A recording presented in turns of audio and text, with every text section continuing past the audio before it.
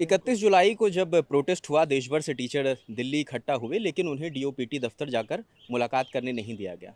आज 4 तारीख है और 4 तारीख को मुलाकात हुई। हालांकि 31 तारीख का प्रोटेस्ट इसी वजह से ये लोग वापस आए थे, क्योंकि आश्वासन था कि 2 दिन के बाद डीओपीटी मिनिस्टर से मुलाकात होगी। ये क्या वही मुलाकात है जो आज आप लोगों की हुई है? नहीं नहीं, वो मुलाकात बिल्कुल भी नहीं है। उस मुलाकात में तो अभी और वक्त बाकी है। उन्होंने कहा है कि हम कोशिश कर रहे हैं आपकी डीओपीटी मिनिस्टर साहब से मिलाने की, और ताकि हम उनसे ठीक तरीके से पूछ पाएँ। अब जो जनप्रतिनिधि है तो उनसे पूछने का हमारा हक भी है कि ये सब जो एग्ज़ाम सिस्टम 7 साल में इतना बर्बाद हो गया है, ये कैसे ठीक किया जा सकता है। तो इन सब पे सवाल पूछना चाहते थे। बाकी वो एक तरीका तो बहुत पहले से ही है कि आपने सारी चीज़ों का ज्ञापन लिख के दे दिया, ऐसा है वैसा है, बट उस पर कितना एक्शन होता है ये देखने वाली बात होगी। तो आज सिर्फ बात पहुंचाने का काम हुआ है। किससे मुलाकात हुई डीओपीटी में आज? डीओपीटी में एक सेक्रेटरी हैं जिनसे मुलाकात हुई, और उन्होंने कहा कि हम आपकी बात को सुन भी रहे हैं, सुना भी, और ऊपर तक पहुंचा देंगे कि ऐसे ऐसे बातें, और कोशिश करेंगे कि इन चीज़ों को ठीक किया जाए। और बाकी ऐसा नहीं है कि उन्होंने कोई ऐसा अंदर की बात बता दी कि हाँ ये चीज़ें दिख रही हैं, उन तक पहुंच भी चुकी हैं चीज़ें। अगर आज 4 दिन में बहुत कुछ अभी तक नोटिस आ जाने भी चाहिए थे। तो जैसे एग्ज़ाम डिले होता है वैसे जवाब डिले हो रहा है, वैसे सोल्यूशन पे काम डिले हो रहा है, सब डिले ही चल रहा है। तो मैं तो इस बात से बहुत हताश और दुख में हूँ। कुछ आश्वासन दिया सर अंदर? नहीं, देखिए जो इनका बेसिकली प्रोसीजर होता है उसी पे सारी चीज़ें थी, लेकिन एक चीज़ आज की में बहुत अच्छी हुई कि जो चीज़ अभी हम सोशल मीडिया पे करने लग रहे थे, हमने क्या किया कि एक कंसर्न अधिकारी को वो सारी चीज़ें विद सबूत एक एक चीज़ मैंने दिखाई। जैसे रेलवे का मैंने पेपर का दिखाया कि रेलवे में कैसे क्वेश्चन नंबर 3 और 7 नंबर सेम आ गए, एक में इग्नोर फॉर ऑल लिखा है, एक में ये लिखा। मैंने पूरा ग्रुप डी की जो वैकेंसी थी उसका प्रोसीजर बताया कि कैसे ये स्टे लगा, ये अब हाईकोर्ट ने जो स्टे दिया है क्यों लगा, इसके पीछे की वजह क्या है, अब क्यों बच्चे एएलपी का केस लेके सुप्रीम कोर्ट चले गए, उसका कारण समझाया।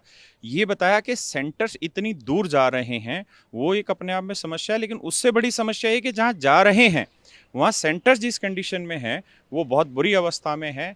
और हम ये कह रहे हैं कि भाई हमारे को माउस प्रॉपर नहीं मिल रहा, कीपैड नहीं मिल रहा। मैंने ये समझा कि माउस और कीपैड की तो है ही है प्रॉब्लम, लेकिन दूसरी प्रॉब्लम ये भी है। सर को जो साहब थे उनको हमने ये बात बताई कि जो इनका सॉफ्टवेयर है उस सॉफ्टवेयर पर ही चीज़ें काम नहीं करने लग रही।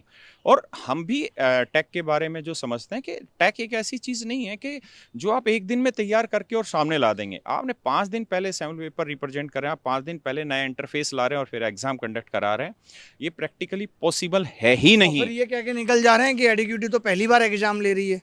तो उसमें बच्चों की क्या गलती सर? वो बच्चों की क्या गलती है, और बच्चों की जवाबदेही तो आयोग से है। हमें क्या मतलब कि पीछे कौन वेंडर है, पीछे चल क्या रहा है। हमें तो रिजल्ट बाहर से जो दिख रहा है काम वो देखेंगे हम, कि आपके पीछे का क्या फेल्योर है वो देखने के लिए नहीं बैठे। कल को चेयरमैन साहब कह देंगे कि मैंने नीचे के लोगों को बोला था ठीक तरीके से एग्जाम करा लो, वो टूरिज्म पे मालदीव निकल गए, तो इसलिए मुझे तो पता ही नहीं था। तो ये कोई बात नहीं, ये सब बहानेबाजी है। सरकार चाहे तो आज अपना भी सिस्टम डेवलप कर सकती है, बट ये सब तरीके हैं ताकि आप एक दूसरे पे अपनी बातें टाल सकें।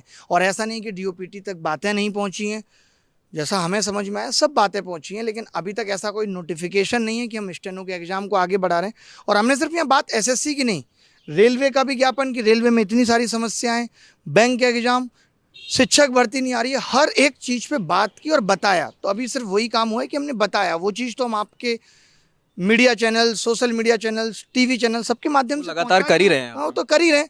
तो मुद्दा तो उठ ही रहा है और मुद्दा चर्चा में भी आ गया। तो जो एक मकसद था कि मुद्दा पहले चर्चा में आए, अब सूरत कब बदलेगी, मुद्दा इज दैट। तो अभी अगली मुलाकात का कोई आश्वासन दिया या वो कुछ एक्शन लेंगे या मंत्री से मिलवाएंगे? इस वीक में कोशिश करेंगे कि आपको मिलवा दें। कोशिश करेंगे। इस वीक में कोशिश करेंगे, कुछ फिक्स नहीं बताया। तब तो सीजीएल आ ही जाएगा सर। सीजीएल आ जाएगा 13 तारीख से। तो उसको लेके उन्होंने मतलब ये बात समझी है। देखिए जिन अधिकारी से हम मिले उन्होंने एक पहली चीज़ तो बहुत जेंटली सारी चीज़ों को समझा है।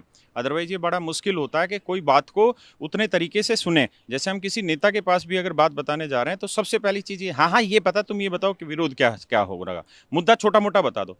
लेकिन इन्होंने उस चीज़ को बहुत जेंटली सुन लिया।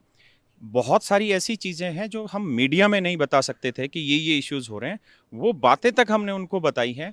मोबाइल निकाल के एक एक चीज़ की वीडियो दिखाना कि कैसे कंप्यूटर को ड्रायर से सुखाया जा रहा है, कैसे ऐसे ऐसी जगह पे दूर आ रही है, बच्चों के स्क्रीनशॉट दिखाए कि देखिए।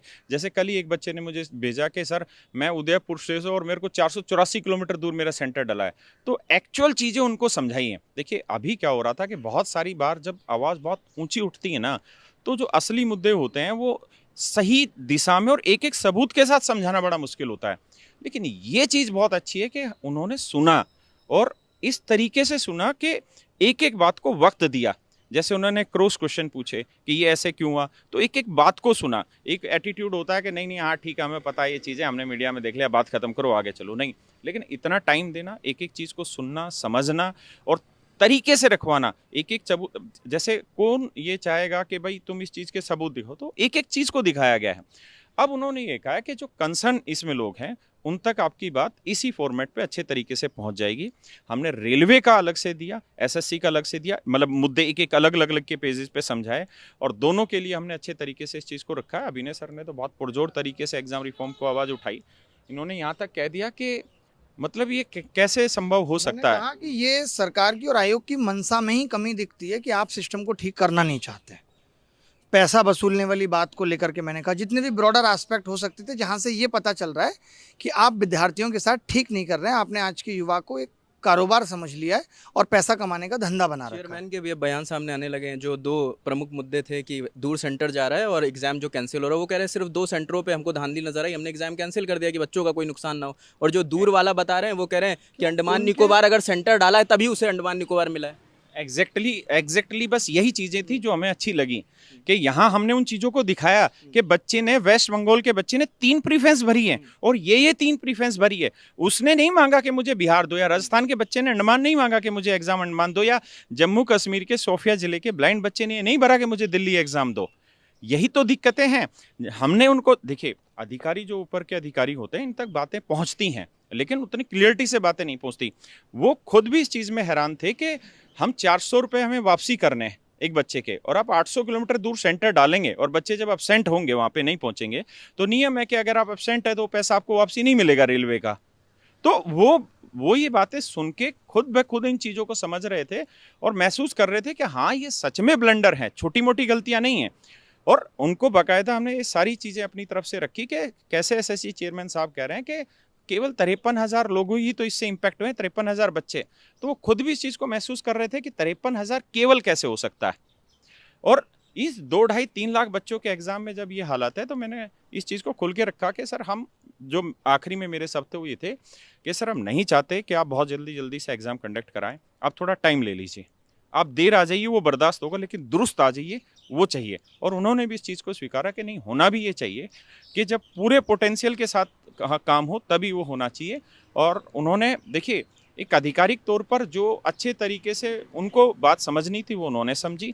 अब हमारी तरफ से सारी चीज़ें हमने उनके सामने रख दी हैं, अब देखते हैं कि वो इस पर क्या कदम उठाते हैं। समस्याएं बाहर आने के बाद, जहां डायरेक्टर ने खुद कहा कि 50 से 55,000 लोग इफेक्टेड हैं, जहाँ पे 2300-2400 वैकेंसी में 50-55,000 नॉर्मल चीज़ें लग रही हैं, आप सोचिए। तो क्या वहाँ एसएससी का, आयोग का या फिर सरकार का आयोग को ये आदेश नहीं हो सकता है कि आप एक नोटिफिकेशन जारी करके बोलिए कि बच्चे धैर्य रखें, हम सारी समस्याओं का समाधान कर रहे हैं। आप अगर कोई जवाब नहीं दे रहे हैं का मतलब ये कि आप तो ये अभी मान ही नहीं रहे हैं कि दिक्कत है। वो तो चेयरमैन साहब से कैमरामैन ने ये निकलवा लिया, जहां उन्होंने खुद माना कि हाँ दिक्कतें हैं। आप कैसे कह सकते हो दिक्कतें हैं? तो उसके लिए जिम्मेदार कौन है, हम या बच्चा? आप ये कह के निकल जाओगे कि दिक्कतें हैं, या आप कैसे कह के निकल सकते हो? और हम भी यही चाह रहे हैं, एसएससी चेयरमैन साहब हो या रेलवे चेयरमैन हो, हम यही कह रहे हैं कि आपने ये माना कि हाँ दिक्कतें हैं, तो हम भी ये चाह रहे हैं कि इसी बात को आप लिखित में दें कि दिक्कतें आपको कौन कौन सी पता है। क्योंकि अब हमने सारी दिक्कतें बताई हैं, अब कोई एक ऐसी दिक्कतें नहीं छोड़ी है जो हमने नहीं बताई। वो ये नहीं कह सकते कि हमें पता ही नहीं था। हमें नहीं पता।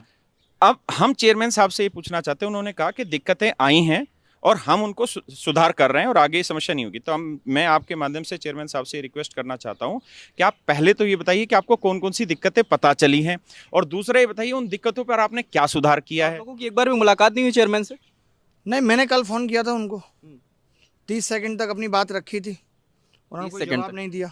भाई 30 सेकंड में कितना रख सकता था, मैंने मैसेज भी किया उनको। 6 तारीख को लेके क्या कॉल है? तमाम मैसेजेस आ रहे हैं कि अब वही आज और कल, अब आज 4 तारीख हो गई, कल 5 तारीख हो गई, आज भी बहुत सारे लोगों से मिलना है और मिल के देखते हैं कि क्या होता है। उसके बाद जरूर इस पे वीडियो जारी करेंगे कि आगे क्या करना है। 6 को कॉल लेने वाले हो आप लोग, परमिशन भी ले रखी है जनता मंदिर? जी, परमिशन तो कैंसिल हो गई है। कैंसिल हो गई? हाँ, ये बता के कर दिया है कि अभी मुश्किल है और आपने बहुत कम वक्त दिया था, और पहले ये कह दिया कि ठीक है हम आपको परमिशन दे रहे हैं और आपको इन्फॉर्मेशन आ जाएगी। अब इन्फॉर्मेशन ये है कि नहीं आपकी परमिशन अभी कैंसिल कर दी गई है, तो उस पर भी बात कर रहे हैं कि क्यों कैंसिल कर दी गई है, परमिशन मिलनी चाहिए। उनका जी। कहना है कि ऐसे आंदोलन या इस तरह के प्रदर्शन के लिए हमें वक्त चाहिए, और वो कैंसिल तो खैर होनी थी, वो तो हम भी अच्छे तरीके से जान रहे थे। लेकिन मेन काम जो हमारा है वो हम सिर्फ और सिर्फ आयोगों से ये पूछ रहे हैं कि आपको कौन कौन सी दिक्कतें पता है, कृपया करके वो दिक्कतें बताएं। और ऐसा क्यों हो रहा है कि एसएससी चेयरमैन साहब तब मीडिया में आके बाइट दे रहे हैं जब टीचर पिट कुट के जेलों में चले गए, पहले क्यों नहीं बयान देने लग रहे। और सर एक बात हमेशा ध्यान रखिए, ये दिक्कतें बहुत कम हैं, 1% दिक्कतें सामने आई है मीडिया के सामने। क्यों? क्योंकि जो एग्जाम सेंटर होते हैं वहाँ पे मोबाइल अलाउ नहीं होता, और कमजोर बच्चों को तो मार पीट के बैठा दिया जाता है, चुपचाप से आदी कर दिया जाता है कि जो प्रॉब्लम है उसे सहन कर लो। कुछ एक जो बच्चे होते हैं, और जब समस्या किसी किसी सेंटर में बड़ी हो जाती है तो वहां वो बच्चे फिर वीडियो बना के उसको वायरल करते हैं, तब ये समस्याएं आ रही हैं। समस्याएं 100 में से 1% आ रही है, लेकिन वो एक इतनी बड़ी है कि आयोग उस एक को समझ ले तो भी बहुत बड़ा काम है। तो अभी आप लोग वेट करेंगे और 6 तारीख के लिए हाँ, अभी फिर वेट अनाउंस कर रहे हैं, लगातार लगे हुए तो हैं ही, रात के 12-12, 2-2 बजे तक हर एक कोशिश है कि कैसे ये सूरत बदलेगी। थैंक यू, धन्यवाद। Thank you so much. तो ये राकेश यादव सर थे और अभिनय शर्मा सर थे, जिनका कहना है कि मुलाकात हुई लेकिन कुछ मुकम्मल हल निकलता नहीं नज़र आ रहा है। 6 तारीख की कॉल थी, पहले जानकारी ये आई कि 6 तारीख को परमिशन मिल गई है, जंतर मंतर पर ये लोग जाकर अपनी बात रख सकते हैं, लोगों से मिल सकते हैं, लेकिन अभी जो लेटेस्ट अपडेट आ रहा है कि वो परमिशन भी कैंसिल कर दी गई है। तो ये मुलाकात थी, कुछ टीचर्स आज डीओपीटी दफ्तर गए थे, वहाँ पर सचिव से उनकी मुलाकात हुई, लेकिन कोई मुकम्मल हल अभी नहीं निकला। सचिव का कहना है हमने आपकी सारी बातें सुन ली हैं, हम आगे बताएंगे अपने आला अधिकारियों को और मंत्री तक आपकी बात पहुंचाएंगे, लेकिन मंत्री से इन शिक्षकों की कब मुलाकात होगी इसका भी कोई तय समय निर्धारित नहीं हुआ है। तो ये अभी तक का अपडेट है, जो आगे का अपडेट होगा वो आपको बताते रहेंगे। कैमरे के पीछे सौरभ हैं, मेरा नाम रजत है, देखते दिल्ली लन टॉप। शुक्रिया।